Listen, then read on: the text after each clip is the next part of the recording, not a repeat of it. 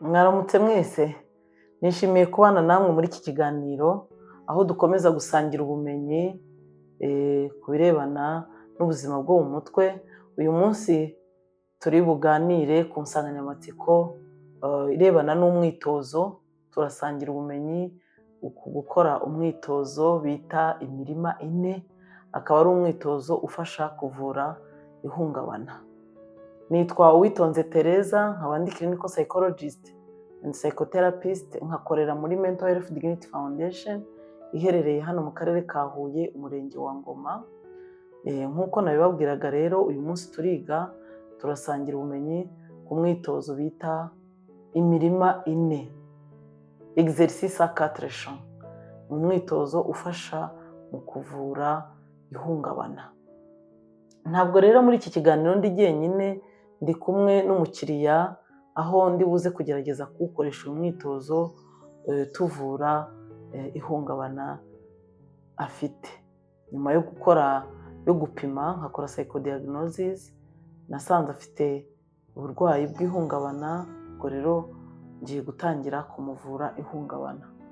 Yego, ndamuha ikaze rero. Muraho. Nyuma yo gupima nasanze ufite ikibazo cy'ihungabana, ariko ihungabana utiteye ifite icyabiteye, ntabwo ari ikosa ryawe. Ubu turimo turahangana n'izo ngaruka z'ibyaguhungabanije. Uyu munsi rero, mu rwego rwo kuvura ihungabana nasanze ufite, turakoresha umwitozo bita imirima ine. Umwitozo w'imirima ine niko uno umwitozo tugiye gukora ni uko uteye. Ukaba ufite ibyiciro bitandukanye tugiye kunyuramo bigamije kuvura ihungabana. Yego, rero uba mu rwego rwo gutegura iyi mirima ine, ufata urupapuro rwose ukaruzingamo, hanyuma ukarukoramo nyine imirima ine. Umurima wa mbere nguyu, umurima wa kabiri, umurima wa gatatu, umurima wa kane. Ni ukuvuga ngo iyi ntambwe ya mbere yo gukora uyu mwitozo w'imirima ine, ubanza kuwubaka. Ubanza kubaka iyo mirima ine ukoresheje urupapuro. Hanyuma igikurikiraho ngiye kugenda nandika icyo turi buze gukora muri buri murima. Ngiye kubanza mbyuzuze, hanyuma nze tuwukorane. Turabanza, umurima wa mbere ugenewe ikintu kinshimisha. Hano ugakoresha igishushanyo. Uza gukoresha igishushanyo. Umurima wa kabiri ugenewe ikintu kitanshimisha.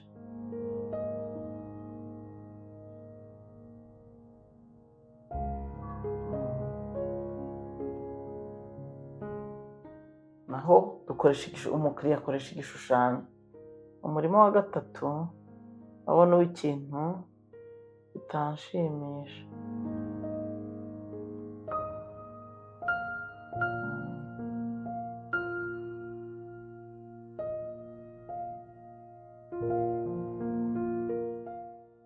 Umurima wa kane awugenewe ikintu kitanshimisha.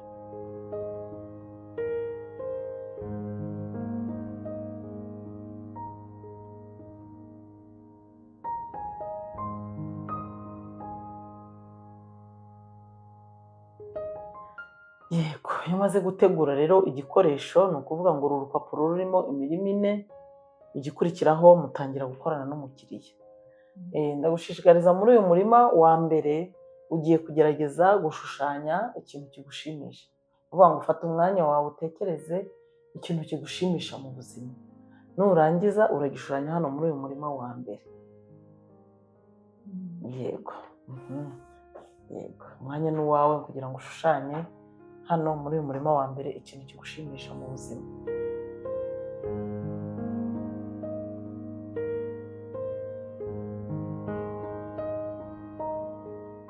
Ni ukuvuga ngo akarabo hano karashushanya ibi aho washoboye, mbese aho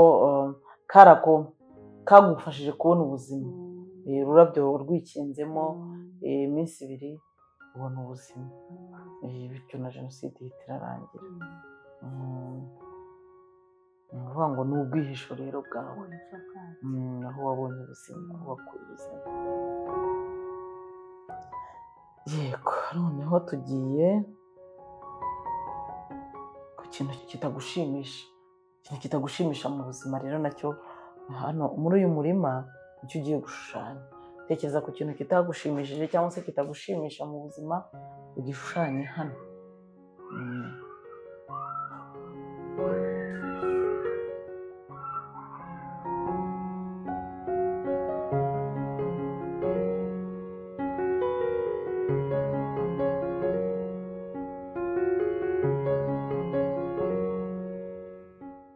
Ni ishusho y'umuntu, niko washoboye kubishushanya.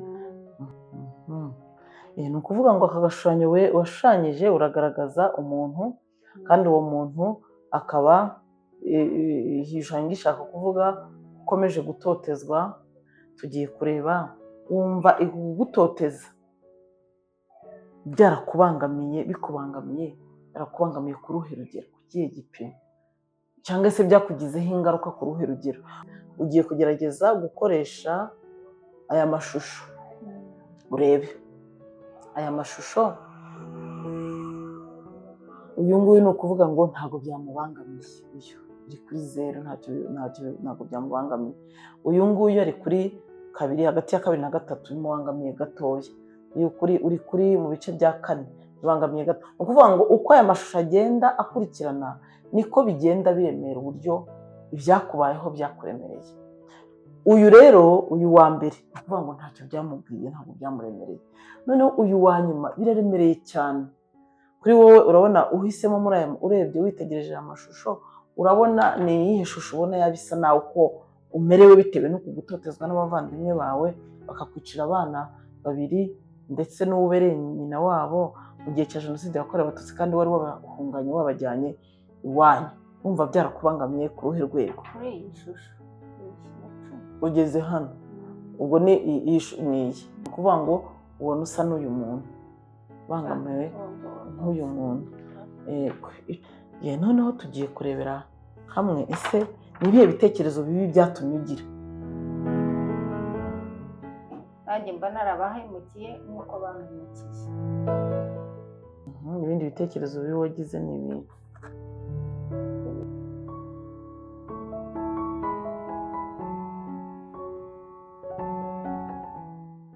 Noneho tugiye kureba amarangamutima wagize afitanye isano na cya kintu kitagushimisha. Ni ukuvuga ngo icyo gihe wumvise ugize umujinya, cyaguteye ubwoba, ukabwumvira mu mugongo ndetse no mu mutwe. Tugiye gukomeza turebe, ese hari igitekerezo cyiza wagize? Igitekerezo cyiza nagize ni uko naje kugeza aho mbona ntabwo ari byo bibayeho jyenyine. Ndavuga nti reka niyakire, na runaka yiyakiriye, naka n'akawundi yariyakiriye.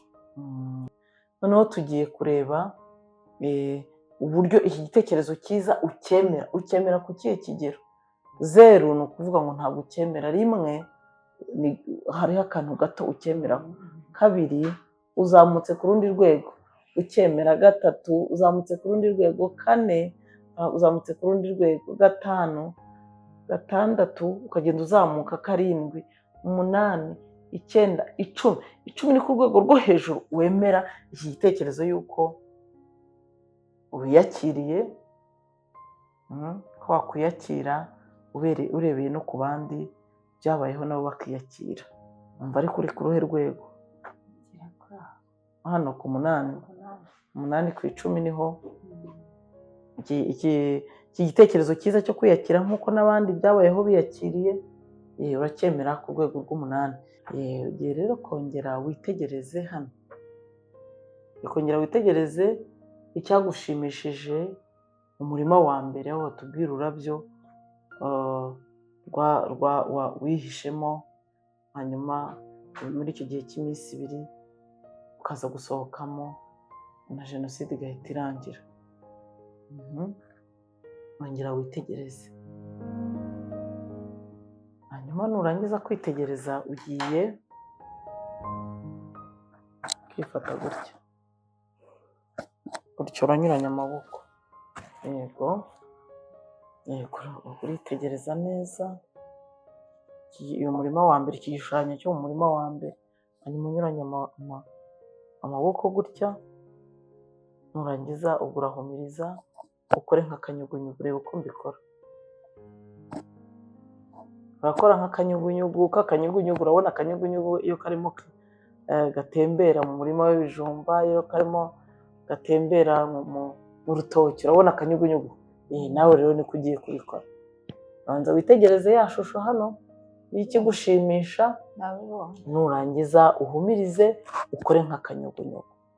Ishusho uri buze kubona itambuka mu mutwe wawe, si ibyo icyo ubona mu mutwe wawe itambuka mu bwonko bwawe, baza guhita ugishushanya hano. Ongera ubikore, itegereze hanyuma ubikore.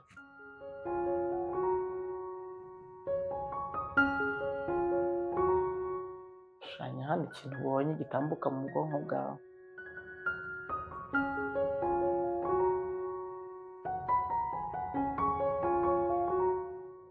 Ishusho ni Imana mbonye. Iyi ni Imana.